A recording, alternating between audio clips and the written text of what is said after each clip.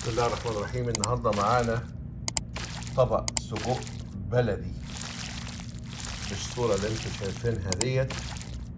كويس، ده غدانا النهارده، ومعاه صينية بطاطس بوريه، معاه بتنجان مخلل. وهوريكم ازاي النهارده هنشرح ازاي طريقة عمايل السجق البلدي، ويطلع بالصورة ديت مع الصوص الجميل دوت، مع العيش البلدي المفقع الحلو دوت المحمص. ده هيكون غدانا النهارده، وهنخش دلوقتي على الفيديو نشوف ازاي عملنا صينية او طبق السجق دوت. يلا بينا نشوف ازاي عملناه. محمد شحاتة معاكم، يلا السلام عليكم. نصور بس هنا الاول. بسم الله الرحمن الرحيم، معكم محمد شحاتة، فيديو جديد لموضوع الاكل. النهارده معانا نص كيلو من السجق البلدي، هنعمله بطريقه حلوه جدا. معانا هنا هو بصلايه، معانا قرنين فلفل شطه ممكن تستبدلوه بفلفل عادي، ومعانا هنا هو فصين توم، وده نص قرن فلفل احمر، ممكن فلفل الوان او زي ما انتوا عاوزين يعني، ده حاجه اوبشن. حبتين طماطم هنا هو مبشورين، ومعانا هنا هو معلقه ونص ملح، بابريكا، معلقه كمون، نص معلقه فلفل، نص معلقه شطه. هنبتدي هنا هو ننزل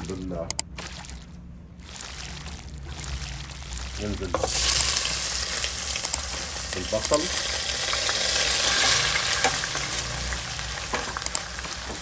هنشوح البصل لحد ما ندوبه لمده 3 دقايق، وبعد كده نضيف عليه المكونات واحد ورا التاني.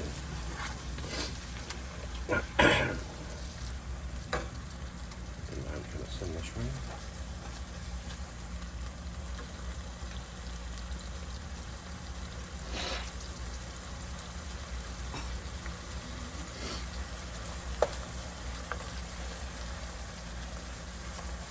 انا مش هدوي البصله على الاخر، لان انا عايز احط معاها السجق، بحيث ان هما الاثنين يكملوا سوا مع بعض.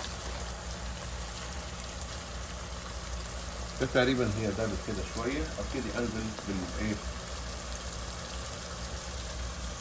هنا هو عندي الجارليك اللي هو الثوم، واقلبه مع البصل يبتدي ياخد الريحه بتاعته شويه.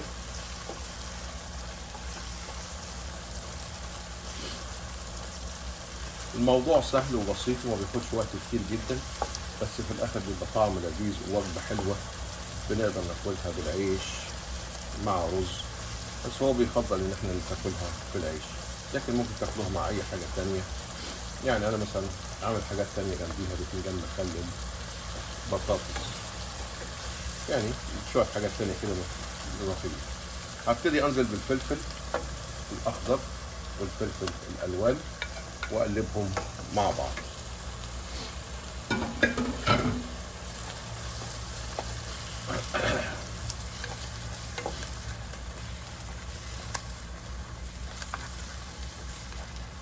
اسيبهم لمده دقيقتين يستووا مع بعض.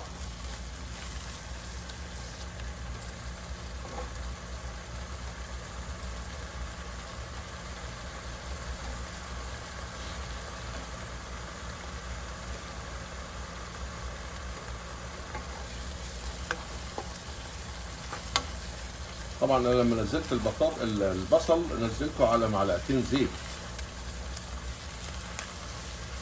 ما بكترش في الزيت، لان انا عارف ان السجق هينزل الدهنه بتاعته، فمع معلقتين الزيت مع الدهنه بتاعت السجق هيستووا مع بعض، وفي الاخر هيدوني مرقه كويسه، بالاضافه للحاجات اللي احنا حطيناها ديت، البصل والفلفل، كل ده بينزل العصير بتاعه وبيدي في الاخر طعم كويس. كده انا شوحتهم كويس، انا عاوزهم كلهم يستووا مع بعض. هبتدي انزل الهون بالسجق،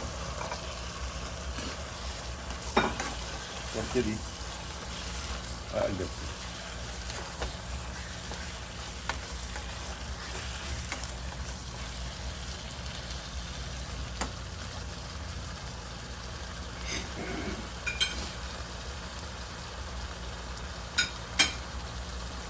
انزل بالطماطم،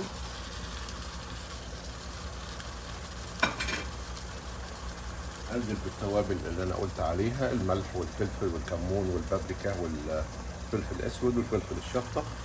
طبعا فلفل الشطه اختياري حسب اختيار كل واحد. ابتدي اقلب الكلام ده كله تقليبه كويسه مع بعض. اسيبهم بقى كلهم ينزلوا ميتهم، وبعد ما ينزلوا الميه هيبتدوا يشربوها تاني. ويفضل ان انا اخلي النار متوسطه علشان ايه؟ ما الميه ما تتبخرش بسرعه. انا عايزها ان هي تبقى على نار هاديه بحيث ان هي تبتدي تستوي كلها مكونات مع بعضها. ده الطريقه بتاعت الطبخ.